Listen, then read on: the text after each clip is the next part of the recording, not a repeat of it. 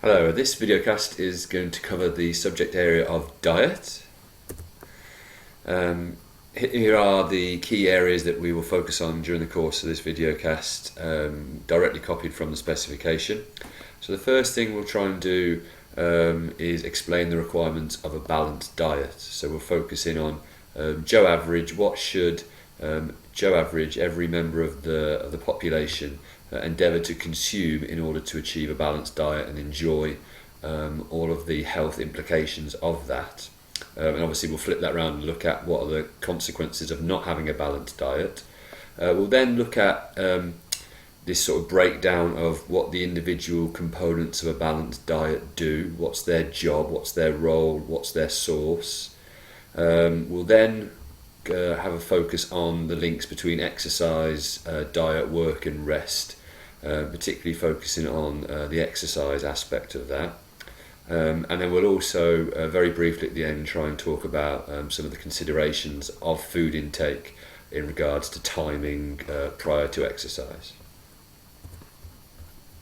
So just some context first of all, really. I'm sure you've seen these Change for Life adverts where they talk about food swaps and food replacements.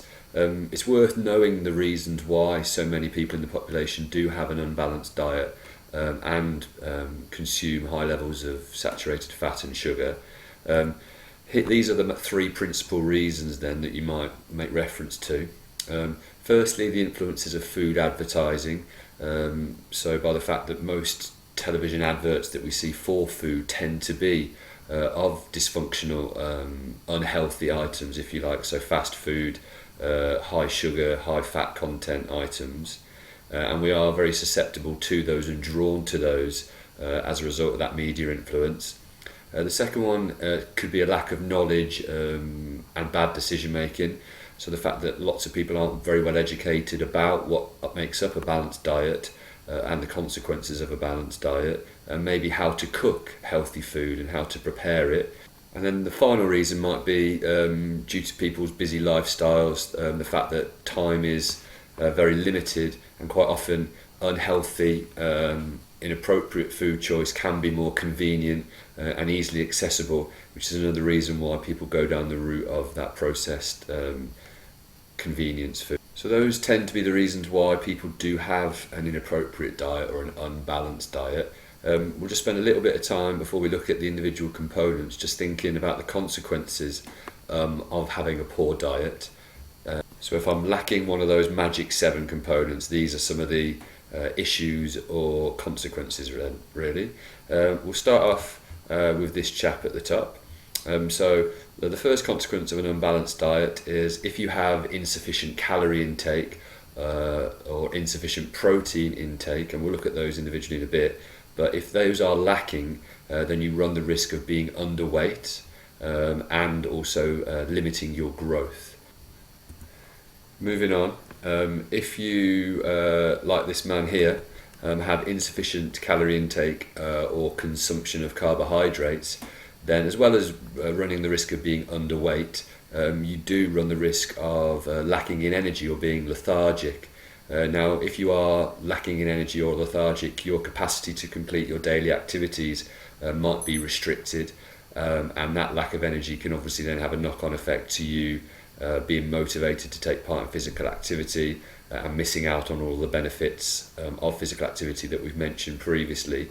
The third one might be if you're lacking in high amounts of water in your diet, which due to previously mentioned factors about time and being limited, so many people fail to consume the recommended amount of water. So there's lots of people walking around dehydrated, suffering from symptoms like dizziness, headaches, nausea, etc. And that can also have an impact on your daily life if you're experiencing those symptoms and your capacity to concentrate.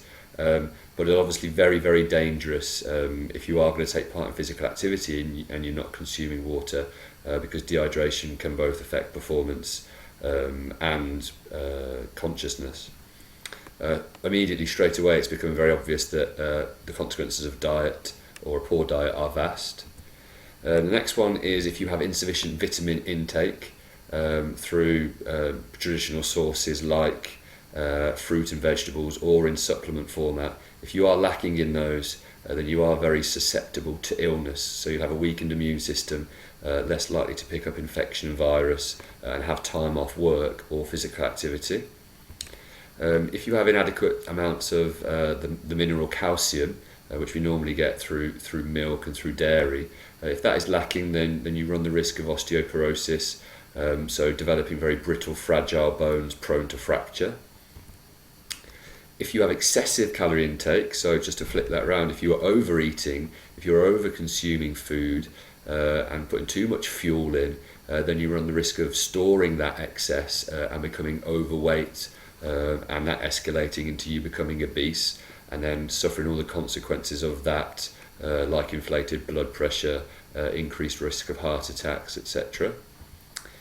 If there's high levels of saturated fat, so unhealthy animal fats in your diet, then the body's capacity to filter those and to remove those is very limited. So they will be stored and they will clog arteries, and they do increase your likelihood of heart disease and heart attack. So we need to avoid those. And then finally, if you have a lack of fibre or roughage in your diet, so if you don't eat bran, if you don't eat wholemeal, if they are void, then you do run the risk of spending quite a bit of time on the toilet or being uncomfortable with constipation. Very glamorous. So if you were ever going to try and change anybody's diet habits or eating habits, these might be some of the arguments that you might give for somebody making sure they got balance in their diet.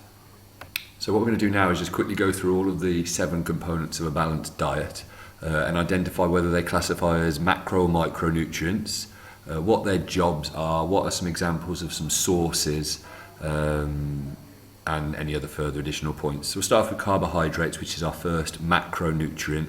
Now, macro represents the fact that it's a significant food group, that we need to consume it in high quantities, and that it's essentially important for our energy levels and for managing our weight. That's what we mean by macro. So high quantities, high volumes, related and linked to energy levels, and associated with weight gain or weight loss if we manage them. So first of all, carbohydrates then. Carbohydrates are primarily responsible for fast release energy. Now the speed of release is affected by whether it's a starchy carbohydrate like these items here or a more sugary carbohydrate, but carbohydrates, despite some misconception, would be classed as fast release energy. So starchy carbohydrates being the preferable alternative, more slow release over a longer period of time. So starchy items like potatoes, like cereals, like bread, like pasta would be good examples to use. And then there's the more sort of dysfunctional, unhealthy, sugary items of carbohydrates, but we can still get some good sugars through fruit items. These strange images of people moving at the bottom just represents the fact that carbohydrates are responsible for fast, immediate release of energy because they get stored as glycogen around the muscles, ready for immediate release. The next food group we'll look at just quickly is protein, which is also a macro nutrient. We need it in high quantities. It can have an impact on weight gain or weight loss, and does have some energy impact as well. But we do also primarily consume protein for the growth and repair of muscles. So if we've weight trained or if we've done any resistance training or if there is any subtle muscle damage, it's protein that's responsible for that repair and then subsequent growth. We can get protein from food sources, ideally lean meats like chicken or fish, but also red meats do have high protein content, but can be high in saturated fats and quite indigestible as well. Could also look at nuts and eggs and beans and pulses as well as a source of protein. This image here just represents the fact that should you be lacking in protein in your diet, that you might not necessarily follow the normal curve of growth. The third and final macro cycle, so the third of the 3 main ones that we should have in our daily intake, is fats. And ideally we're trying to take on good fats, so healthy fats from items like fish and nuts and milk. Try and avoid saturated animal fats like in burgers and red meats really. Fats are responsible for slow release energy, so we do need fat intake in our diet if we're going to try and sustain physical activity over a period of time, because eventually our carbohydrate glycogen stores will diminish and will run out, and it's then when our fat stores will kick in and give us a more efficient energy source. The first of our micronutrients then, so the ones that we take in on a much more sort of subtle basis in lower volumes, but they are still directly linked to health, are vitamins. Their vitamins can come in the format of either fruit and vegetables or supplements that you might buy in the store, or in some instances, like in vitamin D, from things like sunlight. And we need them to strengthen our immune system and to support our body's functioning, so that we don't get ill, we don't suffer any medical ailments, and that our body keeps ticking over and functioning as it should. Very similarly, minerals basically representing natural products. Some good examples of minerals might be iron, calcium, zinc, that again we tend to get through green vegetables, but we can also get them through other natural products like milk. Minerals just essentially linked to the body's chemical reactions and keeping a good balance. And the penultimate micronutrient is water. As mentioned before, if we don't have enough water, then we can become dehydrated, and this can be evidenced through the colour of your urine as represented here. So we're aspiring to have clear urine that reflects the fact that we've got suitable levels of water intake. We're losing water all the time through sweating, through breathing, and through going to the toilet, so we must keep that content replenished, such as the body's volume of water. We can get that through fruit and through fruit juices, but ultimately should take on the format of water, and we need it to stay hydrated, as mentioned before. And the final micronutrient is fibre, which is responsible for supporting the digestive system and keeping you regular and avoiding constipation. And we can get that through seeds, through bran, through wheat and cereals, as well as through fruit and vegetables in a more natural, pure form. And we need to consume those in reasonable volumes, so still a micronutrient, so that we don't have any issues. So for the last 3 minutes of this video cast, we'll just quickly reflect on considerations for diet and exercise. So I've shown my group previously, and I think Mrs. Smith has as well, this image of Peter Hodges' diet, who's the Great Britain rower.